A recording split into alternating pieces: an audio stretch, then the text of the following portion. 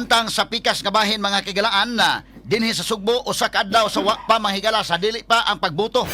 Sa plenaryo sa ubos balay Balaoranan gilusad ang gitawag og Reform Alliance for Accountability and Ethics kun Rage Coalition. Ni ipakita nila ang ilang suporta alang sa pamilyang Duterte.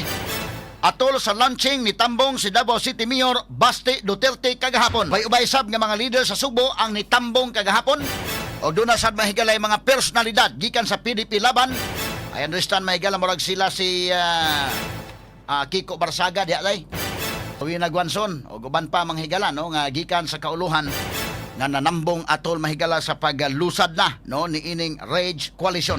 Straight to the point. Samtang Partido Demokratikong Pilipino kung PDP laban ni pasidaan nga dili mo suporta o dili mo dala og politiko sa 2028 nga eleksyon kadtong ni suporta sa impeachment batok ni Vice Presidente Sara Duterte. So kaning mga congressmen karong adlaw mo pili na sila sayo kayo mga higala no. O pili na sila karong adlaw kung unsa gyud ang ilang baruganan. Kaya ang PDP laban miingon sad nga dili na sa muda mamutang sa ilang kaugalingong kandidato nigabot sa 2028 nga eleksyon. Unya sa pikas gabahin sa mga kigalan kini mga congressmen karon mga tarungan mapuni unya ug tan-aw nila mahigalag kalisod na mga tarungan masad nga wa sila nahimo kay naipit sila. Ay karon gong panahon na mahigalan di man sad basta-basta ron. Ang mga congressmen mga higala daw init sa ubos, init sa babaw. Bubutar ba o dili labot sa impeachment ni Vice President Sara Duterte. Ay magutong impeachment magkaigalaan ni Chief Justice Renato Corona Indayken. Bisan ang Senate dili kay mabalaka ba wa man mga tao sad nga dili politika mahigala nga mudagan sa tos corona ug magkinaunsa.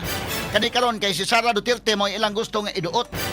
Nagmusipyat delikado man mahigala og maoy mapresidente sa 2028. Straight to the So point. ilang paningkamutan gyud dili mo sipyat nga ilang iduot mahigala nga kinahanglang ma-impeach yun. Ang problema inagabot sa Senate o ikaw may congressman karon magunahuna sa kang bidahan dili nilalim kay dili sa lower house mahimo nga masiguro ninyo inagabot sa Senate di man mahimong sigurado day. Straight to the So point. medyo problema nang dako mga sukit tig paminaw.